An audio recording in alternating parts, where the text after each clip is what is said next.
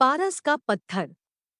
एक दिन एक व्यक्ति पारस का पत्थर खोजने निकला है। उसको रास्ते में एक साधु मिलते हैं। वो व्यक्ति साधु से कहता है कि मैं पारस का पत्थर खोजने के लिए निकला हूँ। आप कृपया मुझे ये बता सकते हैं कि पारस का पत्थर होता कैसा है और मुझे वो कहाँ पर मिलेगा? साधु ने उस व्यक्ति को कहा कि यहाँ से दक्षिण दिशा में चलने पर आपको एक तालाब मिलेगा। उस तालाब के किनारे कई पत्थरों के ढेर है। उसी ढेर में से आपको पारस का पत्थर मिल जाएगा।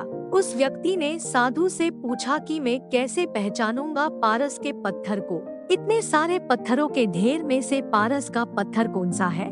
साधु ने उस व्यक्ति से कहा कि पारस के पत्थर की पहचान ये है कि वह और पत्थरों की अपेक्षा कुछ ज्यादा ही गर्म होता है। उस व्यक्ति ने कहा, अच्छा ठीक, मैं ढूंढ लूंगा, और वो आगे चला गया। अब वो व्यक्ति हर रोज तालाब के किनारे जाता है। वहाँ पड़े पत्थरों की ढेर पर बैठता है। वहाँ पर बैठकर वो एक पत्थर उठाता है, उसे अपने गाल से छुआता है और यह जानने का प्रयास करता कि यह पत्थर गर्म है या नहीं। अगर पत्थर ठंडा होता है तो वो उसे तालाब में फेंक देता है।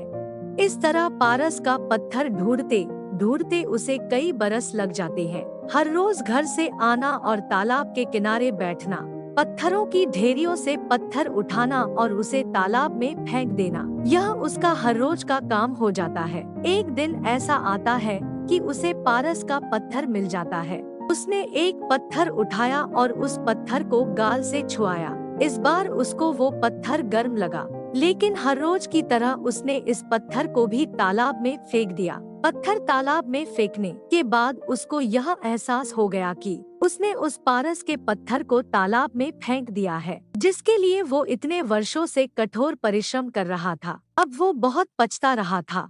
वो मन ही मन बोल रहा था कि मैंने ये क्या कर दिया। उसे अपने आप पर बहुत गुस्सा आ रहा था। वह वापस साधु के पास गया और उसने साधु से कहा कि मुझे पारस पत्थर मिला था, लेकिन गलती से मैंने उसे भी तालाब में फेंक दिया। साधु ने उस व्यक्ति से कहा कि पारस के पत्थर की प्राप्ति तुम्हारा उद्देश्य था। तुम लंबे समय तक उसे प्राप्त करने के लिए कार्य करते रहे। कार्य तो तुम्हें याद रहा, लेकिन कार्य के उद्देश्य को तुम भूल गए। साधु ने उसको ये भी कहा कि तुमने अपने उद्देश्य के प्रति सावधानी नहीं रखी, इसलिए ऐसा हुआ।